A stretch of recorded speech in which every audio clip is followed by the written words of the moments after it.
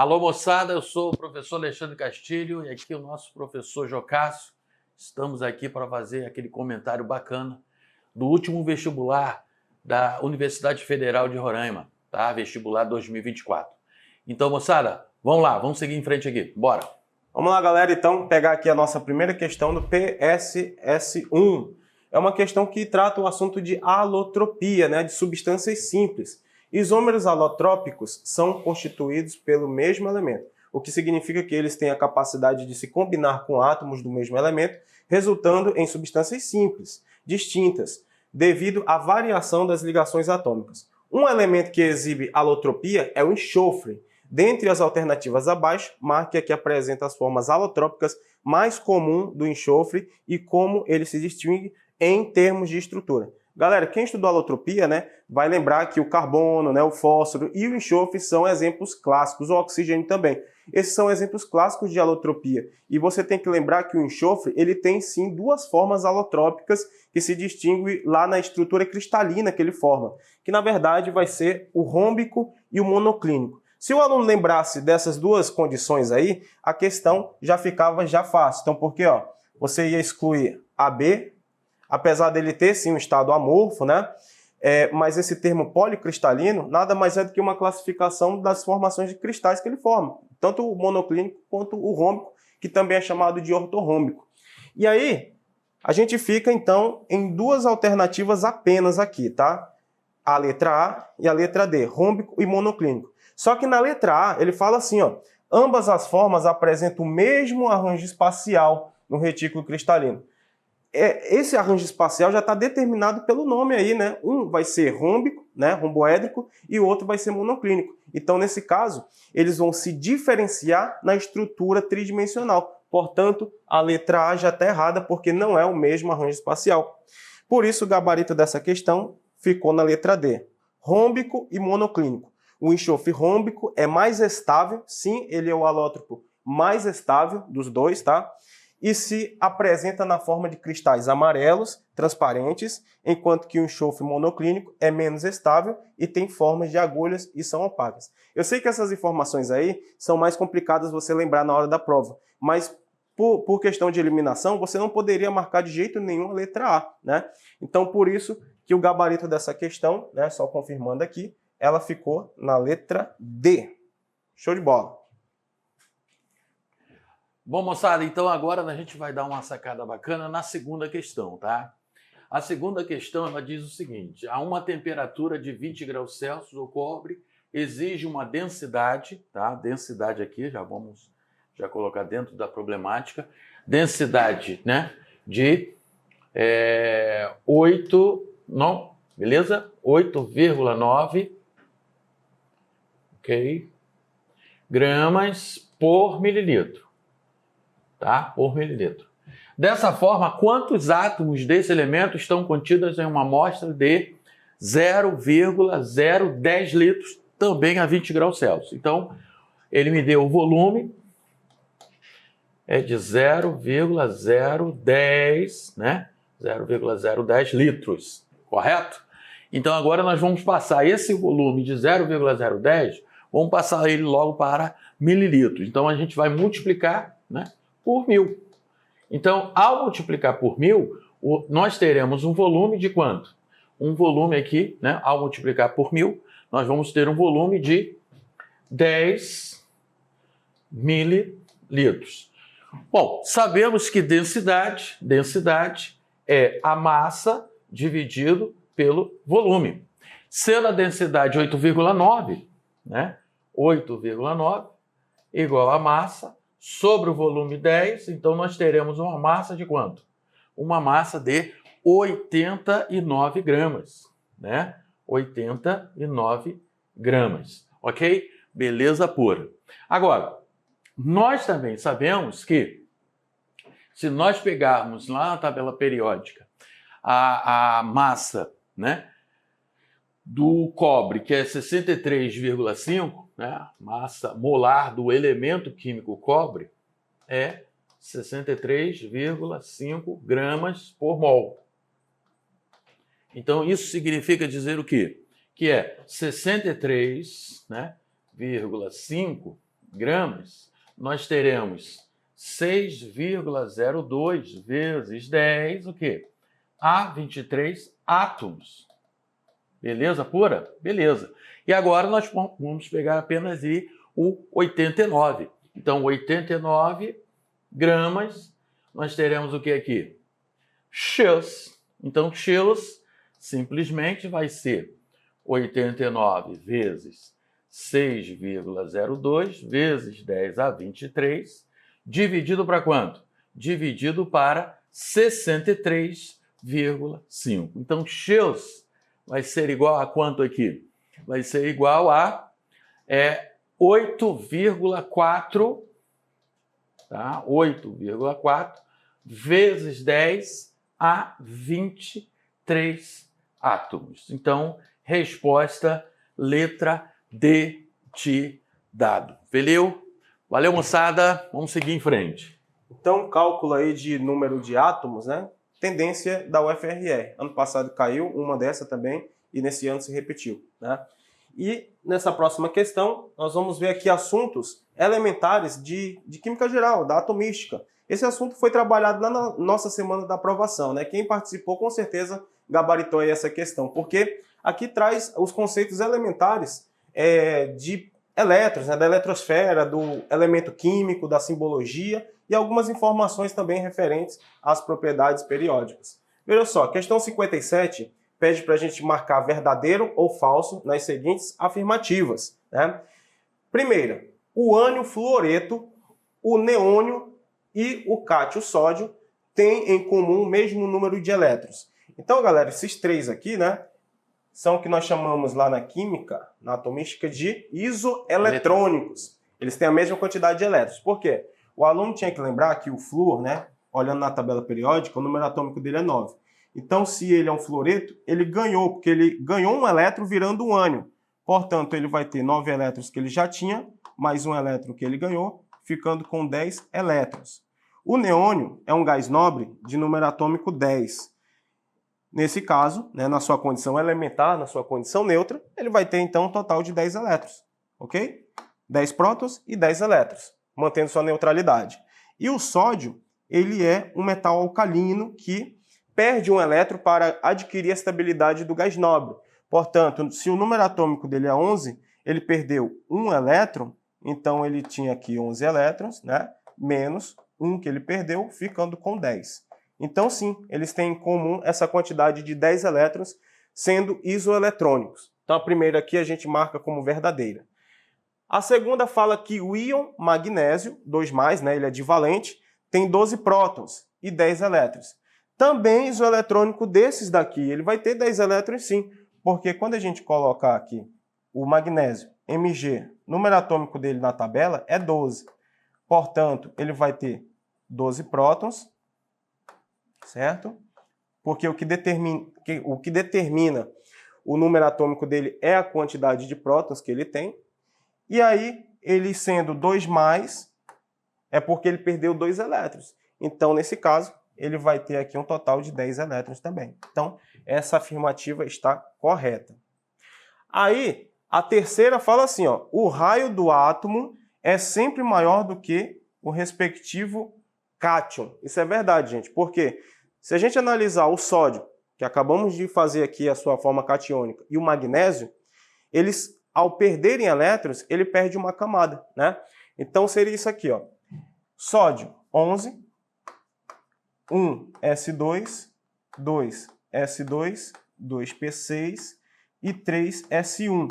Quando ele perde um elétron aqui, ó, ele perdeu uma camada. Então, no caso, o raio catiônico é sempre menor do que o raio do átomo neutro. Já o raio aniônico do ânion é o contrário, ele vai ser maior, beleza? Então, por isso aqui é verdadeiro também. Agora vamos para a quarta. A energia de ionização dos gases nobres segue a seguinte ordem. O hélio é maior do que o neônio é maior que o argônio é maior que o criptônio e o criptônio é maior do que o xenônio. Para quem lembra de propriedades periódicas, a energia de ionização, né, ou potencial de ionização, na família cresce da esquerda para a direita, de baixo para cima, tendo como o hélio, o elemento que apresenta maior energia de ionização. Então, como o hélio está no topo, vai crescendo de baixo para cima, realmente vai seguindo aqui essa sequência que o hélio é maior do que o neônio, e o neônio é maior que o argônio, e por aí vai, né? Então, essa informação também é verdadeira. E para a gente finalizar a nossa análise, nós vamos fazer aqui essa última análise do cobalto, né? Então, a banca aqui apresentou o cobalto 3+, significa que ele perdeu 3 elétrons, e falou que essa aqui é a configuração eletrônica utilizando a cérnio de um gás nobre. Vamos verificar. O cobalto ele tem número atômico 27. Para você verificar a configuração eletrônica de um cátion, você tem que fazer a configuração do átomo neutro primeiro.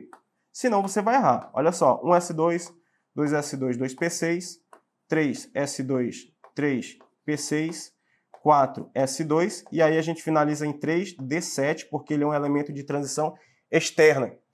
Aí, como ele perdeu 3+, né? Ele perdeu 3 elétrons, ele perde esses 2 na camada de valência primeiro, foi para o espaço, e aí ele vai perder um elétronzinho daqui, né? Então, em vez de 7, fica 6. Aí, gente, essa configuração aqui, ó, é a configuração do argônio, do gás nobre. Então, você pode simplificar essa configuração assim, colocando o símbolo do argônio, e aí você já representa os 18 elétrons dele, né? E o restante, que sobrou, 3d6. Concluindo, gabarito dessa questão, ficou tudo verdadeiro mesmo, hein? Era uma questão para verificar os seus conhecimentos elementares de química geral, beleza? Só lembrando que essa última questão que Jogácio resolveu com vocês, nós resolvemos ela na semana da aprovação e também resolvemos uma questão bem parecida também, tá? Naquele aulão que nós fizemos, o aulão da fusão de todos os modulados de química. Verdade. Tá? Então, nós fizemos uma questão que bem parecida com a prova da UFRR, né? Já pensando como é que a prova viria. E aí, o que aconteceu? Nós resolvemos ela na semana da aprovação e resolvemos no aulão dos modulados, né? Na fusão dos modulados. Então, quem participou, com certeza, quando abriu a prova, deve ter levado até aquele susto. Opa, essa é minha. Valeu? Bom, a gente vai dar uma sacada agora na questão 58, que também é uma questão que bem parecida, nós resolvemos ela no nosso aulão da aprovação, né? Na semana da aprovação, nós resolvemos uma questão de eletroquímica bem parecida com essa questão que está aqui sendo colocada para a gente, correto? Então, assinale a alternativa que contém, respectivamente, a espécie química que sofre redução e que sofre oxidação e qual vai ser o potencial desenvolvido pela célula. Então, no caso aqui, você vai verificar que nos dois potenciais que ele me deu, né, os dois potenciais que ele me deu, são potenciais de redução, beleza? Então, para você calcular, né, ADDP, no caso da pilha, a DDP dela, tá? No caso, é o potencial de redução, né? Maior, subtraído do potencial de redução o quê? Menor. Sacou, bicho? Então, como é que fica aqui a DDP? A DDP, então, vai ser... Qual é o potencial de redução maior? 0,77, né? Vamos colocar aqui o sinal de mais 0,77, tá? E aqui, menos 0,76. Ou seja, se você somar 0,77 com 0,76, você vai obter mais quanto? Mais 1,53 volts, ok? Ok, isso nos dá duas opções. Então, a gente já eliminou aqui a letra A, a letra C, né? Letra A, letra D, tá? E a letra E. Ficamos entre a letra B e a letra C. Beleza? Beleza. Só que ele te dá as informações também para verificar qual foi o elemento que sofre a redução e qual vai sofrer a oxidação. Então, verifica aqui o que está acontecendo. Ó. O zinco está vindo do 0, né, para mais 2. Ou seja, o zinco está sofrendo oxidação. Beleza pura? O zinco está sofrendo a oxidação. Agora, o ferro está vindo de 3+ para 2+. Então, o ferro está sofrendo o quê? A redução. Beleza? Beleza. Então, ó, quem vai sofrer respectivamente agora? Ó, quem sofre redução? Ferro. E quem sofre oxidação? Zinco. Respostas nessa questão, letra C de casa, beleza pura.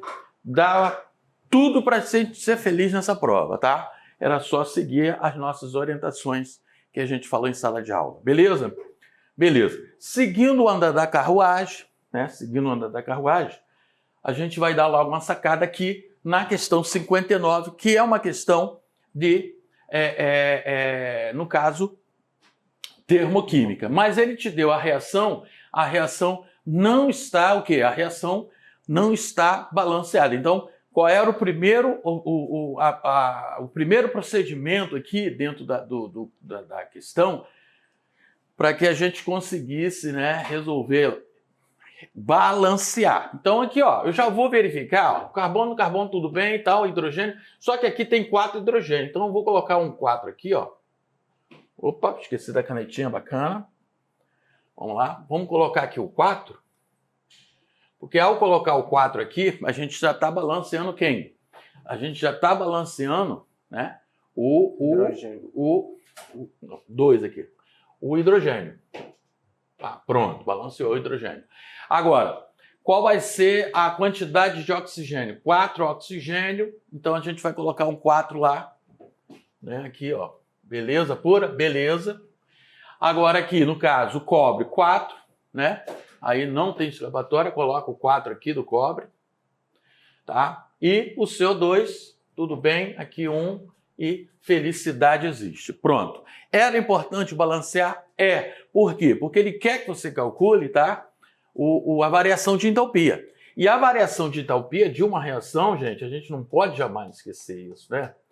Entalpia do produto menos a entalpia do reagente. E um fato importante, nós resolvemos na semana da aprovação uma questão assim bem parecida, ou vou até apimentar, uma questão um pouquinho até mais difícil que essa aqui, tá? Na semana da aprovação. Então, gente, não tinha como perder uma questão dessa. Porque na semana da aprovação, nós resolvemos uma questão parecida, aonde continha gráfico. Você tinha que analisar o gráfico. Agora aqui não. Aqui ele foi simplesmente balancear a reação e, ó, tocar o barco. Então vamos lá. Ó. Entalpia do produto. Valeu. Vai lá, vamos lá quanto aqui. Uma vez, né? Ó, uma vez. Qual é a entalpia de formação do CO2? Menos 94. Beleza. Né? Mais a entalpia duas vezes a entalpia de formação da água, que vale quanto? Menos 68, beleza, tá? Mais 4 vezes 0, porque, né, o cobre é substância simples, então 0. Então, esse lance aqui vai dar um valor igual a quanto? Deixa eu pegar aqui a calculadora científica da nossa salinha aqui. Pera aí, rapidinho. Vamos lá. Então, ó, 94 vezes 2 vezes 1, né? Então, beleza. 68 vezes 2 e 94. 94, deu quanto aqui? 61. Só ratificar, 68 vezes 2 mais 94. Menos 230. Olha aí, olha que bacana, né? Quilocalmol. Tranquilão. Quilocalmol, sem maiores problemas. Aí vem exatamente a entalpia agora, gente, a entalpia do reagente, né? A entalpia do reagente. Então, uma vez o metano, né? Menos 18. Ó, beleza, maravilha. Mais 4 vezes, né, o óxido cuproso. Então vai ter quanto? Menos 37. Olha que maravilha, gente. Olha que maravilha. Então agora, pegando aqui, ó, 37 vezes 4, né? Beleza? Mais 18, deu quanto? 166, menos 166 quilocal por mol. Olha aí, que coisa bacana, né? Então agora, ó, ΔH vai ser quanto? Entalpia do produto, menos 230, né? Menos 230, né? Menos a entalpia do reagente, deu quanto? Menos 166. Olha aí, ó, que show. Que show, gente, que show. Então agora aqui, ó, vai dar quanto isso aqui? Menos 230, né? Então, menos 230 deu quanto? Menos 64. Opa! Quilocal por mol. Então, resposta aqui dessa questão, letra D de dado imperdível, né? Imperdível.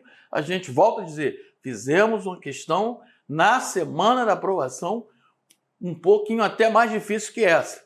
Essa aqui, ó, melzinho com, né, mamãozinho gostoso, bacana. Valeu. Valeu, moçada. Segue, Jocássio. Então, a próxima questão aqui é uma questão de KPS. Questão de KPS sou eu de novo, já, gente? KPS aqui. Então, a gente vai pegar aqui qual a solubilidade em mol por litro, né, do hidróxido de ferro em solução pH igual a 8. Então, a gente não pode esquecer de um detalhezinho aqui, tá? Que a gente até, eu e Jocássio conversamos muito sobre essa questão, mas a gente não pode esquecer de um detalhe. Toda vez que ele associar solubilidade, né, com pH, tá, a gente vai ter que verificar o seguinte detalhe. A concentração do CAT formado determina a solubilidade do sal, tá? Esse é o ponto-chave da questão. Então aqui, ó, no caso, nós temos o hidróxido férrico, beleza, em equilíbrio, tá? Então ele vai liberar ferro 3+, e 3-hidroxila aqui, ó, que coisa bacana, tá? Então o que vai acontecer? A gente vai ter que calcular essa concentração dele, porque a concentração, né? A concentração do ferro 3+, toda vez que ele trabalhar com a questão de pH, a concentração de ferro 3+, vai ser exatamente igual ao valor da solubilidade do processo, tá? Está associada à solubilidade. Lembrando que solubilidade, quando a gente trabalha com solubilidade, dentro da unidade mol por litro, tá? Beleza pura? Beleza. Então agora vamos partir para a questão em si. Primeiro, se o pH é igual a 8, e aqui eu vou mudar até de cor para ficar style. Se o pH é igual a 8, gente, pH é igual a 8, se o pH é igual a 8, a gente vai lembrar, pOH é igual a 6. Pô, professor, por que o senhor puxou o pOH? Pô, você já... Meu querido, eu tive que puxar o pOH, por quê? Ele está liberando hidroxila, então eu vou ter que trabalhar com o pOH. Então, sendo o pOH igual a 6, eu vou aqui direto, tá? Porque a gente fez tanta questão, a gente fez tantas questões envolvendo esse ponto de vista do pH. Inclusive, no aulão, teve uma questão de pH e teve uma questão, né, também na semana da aprovação, tá? Então, aqui no caso, o pOH, a concentração de hidroxila, ela vai ser igual a quanto? 10 a menos 6 mol por litro. Opa! Então, a concentração de hidroxila a gente já descobriu, 10 a menos 6. Bom, com esse equilíbrio, como é que eu posso montar aqui? Tá? Como é que eu posso montar? E aí a gente vai lembrar. Como é que eu posso montar a fórmula da KPS? KPS vai ser igual, tá? A concentração de ferro, 3+, vezes quem? A concentração de hidroxila elevado ao quê? Ao cubo. Beleza? Beleza, beleza pura. Aí, quanto é que é o valor do KPS que ele dá na questão? 1 vezes 10 a menos 36. 1 vezes 10 a menos 36. A concentração do ferro, 3+, beleza? Vezes a concentração de hidroxila elevada ao cubo. Qual é a concentração de hidroxila? Tiramos pelo pOH, 10 a menos 6. Então, 10 a menos 6, o quê? Elevado ao cubo. Beleza pura? Então, ficaremos aqui, ó, 1 vezes 10 a menos 36, igual a concentração de ferro 3+, vezes quanto? Quanto é que dá 10 a menos 6 elevado ao cubo? Vai dar 10 a menos 18. Correto? Correto. Consequentemente, abrindo aqui a janela do final, né? A concentração de ferro 3+, vai ser igual a quanto? 10 a menos 36 dividido para 10 a menos 18. Ou seja, a concentração de ferro 3+, vai ser igual a quanto? 1 vezes 10 a menos 18, não é isso? Mol por litro. Voltando àquilo que nós colocamos no início. Toda vez que a gente tiver essa relação, né, do pH, né, a relação aqui do pH com o KPS, a gente tem que observar que a concentração de ferro 3+, vai determinar, no caso, a concentração do cátion, vai determinar a solubilidade da substância, tá, em solução. Beleza? Então, qual é a resposta da solubilidade? Solubilidade dele vai ser quanto? Solubilidade vai ser 1 vezes 10 a menos 18 mol por litro. Beleza? Resposta letra B de bacana. Olha, show. Tá bom? Valeu.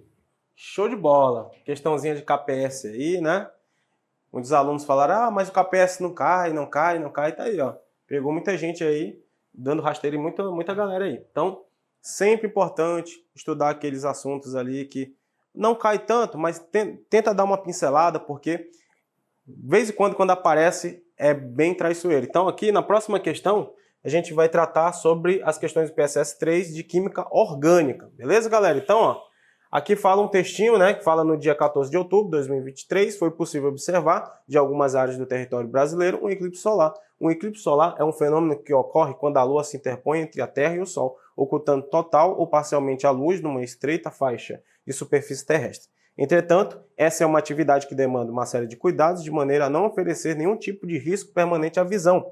A capacidade da visão está intimamente relacionada à química. A vitamina A, o retinol, composto utilizado na produção de retinal, componente da molécula de rodopsina encontrada na retina dos olhos, é responsável pela absorção da luz. De acordo com a transformação representada de maneira simplificada no esquema a seguir, né? Então, aqui você tem as estruturas, né, desse processo, e sobre a reação envolvida no metabolismo do retinol, foram feitas as seguintes afirmações. Então, metabolismo, né, uma série de reações químicas que ocorrem no seu corpo. O retinol vai ser transformado em retinal aqui pela retinol desidrogenase, que é uma enzima que faz esse processo.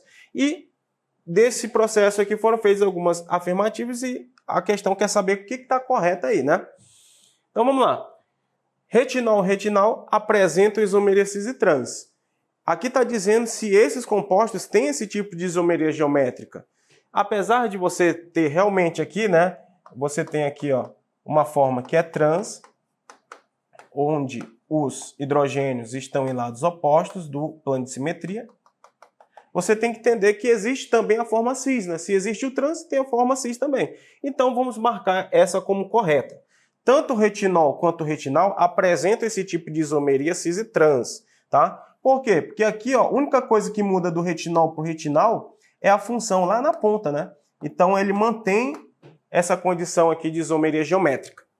Aí, com isso, nós vamos excluir a letra C e vamos excluir a letra D. Olha só a sacada da banca, ó. Quando você acerta a primeira questão, fala que isso aqui é verdadeiro, essa segunda aqui automaticamente é correta, porque ó, aparece em todas. Então, na hora da prova, você não precisaria estar lá, né, contando carbonos e hidrogênio, podendo errar, né?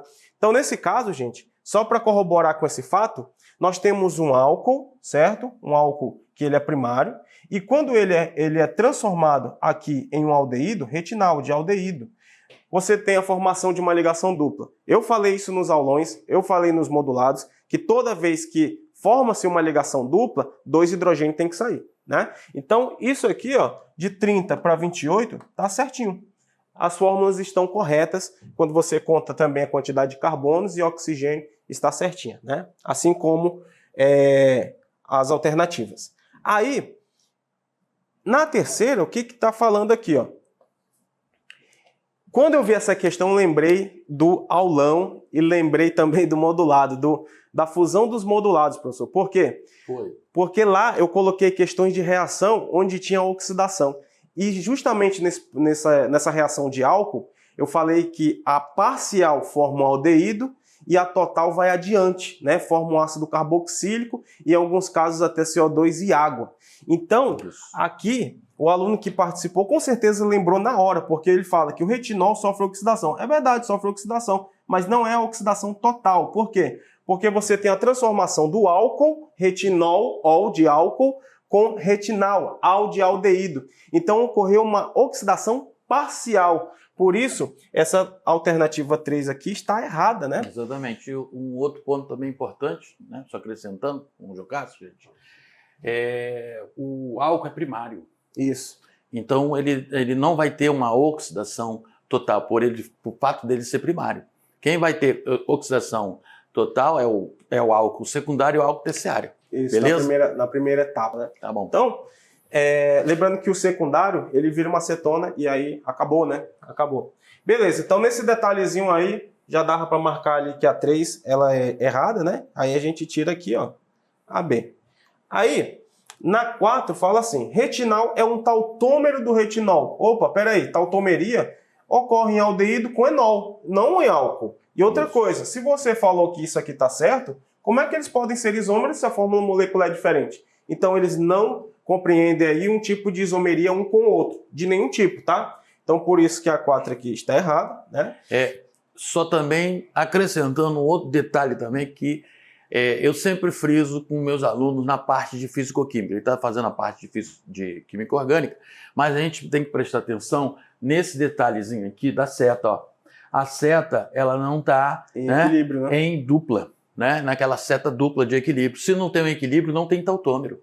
Isso. Beleza? Muito bem observado também. Tautomeria é um equilíbrio dinâmico. É um equilíbrio dinâmico.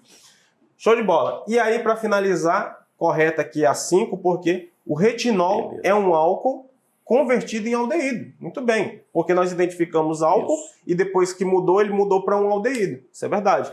Isso ocorre pela saída de átomos de hidrogênio da molécula. Aqui, ó. Era 30, agora é 20. Então, corretíssimo aí, gabaritando essa questão, né? Ficou aqui a alternativa letra E. Né? Letra E. Show de bola, vamos lá, pegar mais uma de orgânica. Vamos lá. Essa daqui foi tranquila, né? Uma questão de nomenclatura. Show. Inclusive, eu coloquei lá, né, no nosso aulão, uma de nomenclatura que envolvia isomeria. Né? Então, para o aluno observar a isomeria, tinha que fazer a estrutura. E era basicamente um ciclo mesmo, tá? Aqui ele fala da IUPAC, que é a União Internacional de Química Pura e Aplicada, que é o instituto responsável por reger ali as normas da química, beleza? E é segundo a IUPAC que nós damos a nomenclatura dos compostos orgânicos, inorgânicos, e também nós temos todas as medidas da fisicoquímica e etc, né? Então, está corretamente aqui representado o nome desse composto em que letra?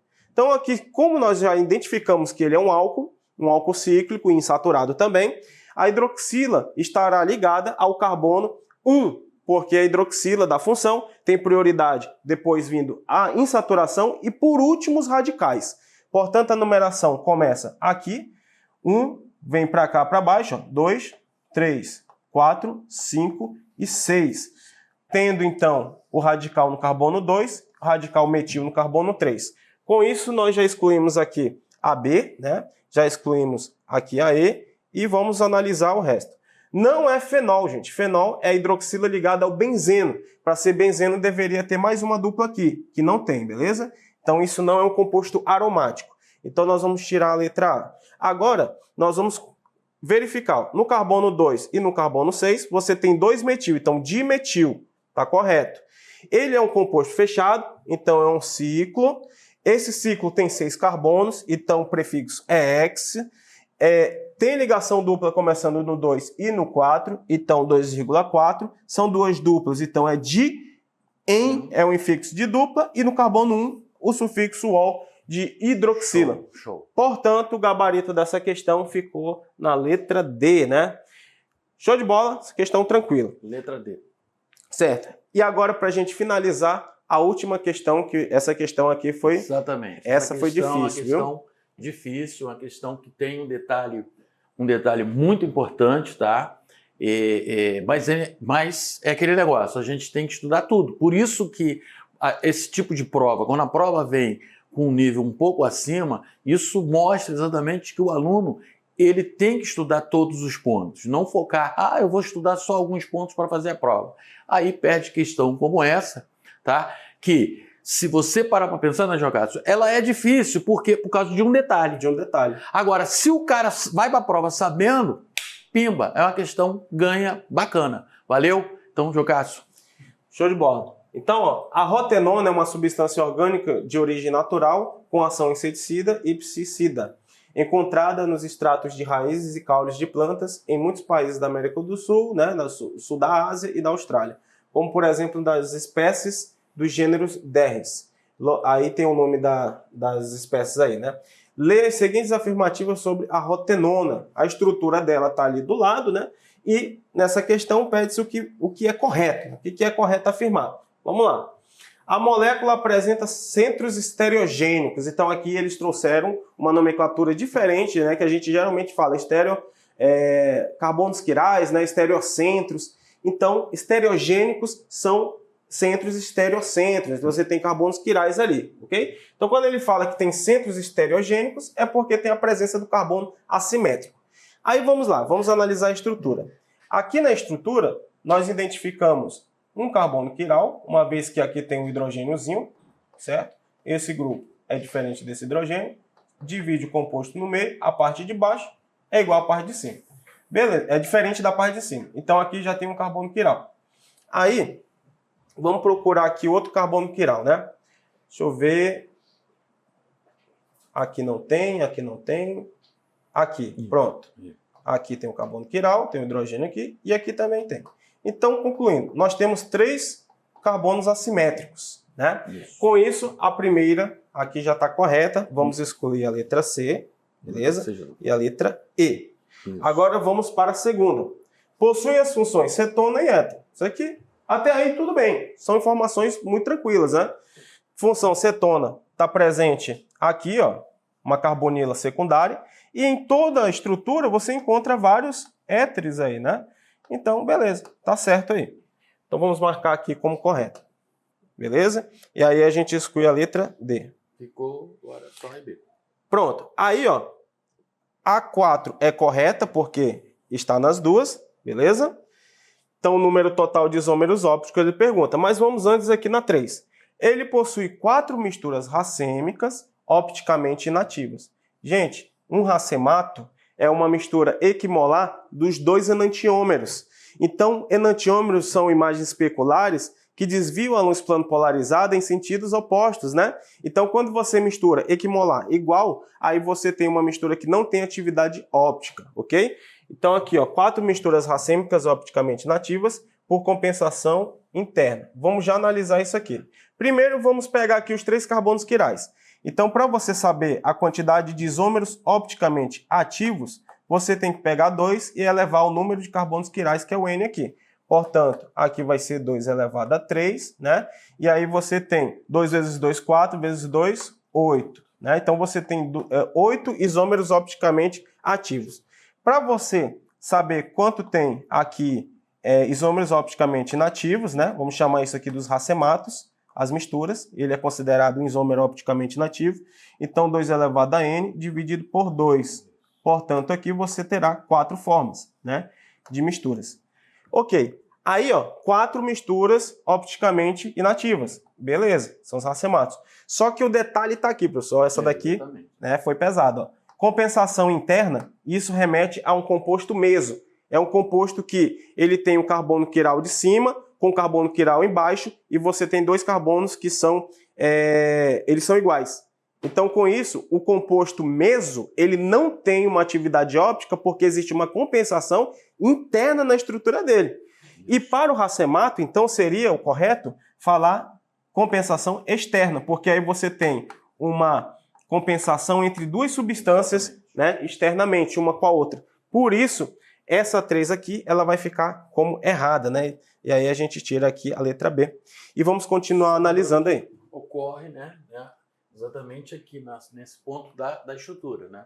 Isso. Essa compensação. E você vê que esse composto ele jamais poderá ser meso, né? Porque não tem uma simetria aí na sua estrutura geral. Tá? Então, ó, a 4 fala assim, o número total de estereoisômeros opticamente ativos irracêmicos é 12. Então, ele está considerando 8 mais 4, né? Vai dar 12. Prontinho. Né? Beleza. Então, tá certo aqui, ó. E a última é um termo que a gente falou bastante aí nas aulas, tá? O que seriam diastereoisômeros. Muitos alunos ali perguntam, professor, mas o que é um diastereoisômero? Eu sei o que é enantiômero, mas diastereoisômero, o que é? Nunca vi isso aí aparecer em questão.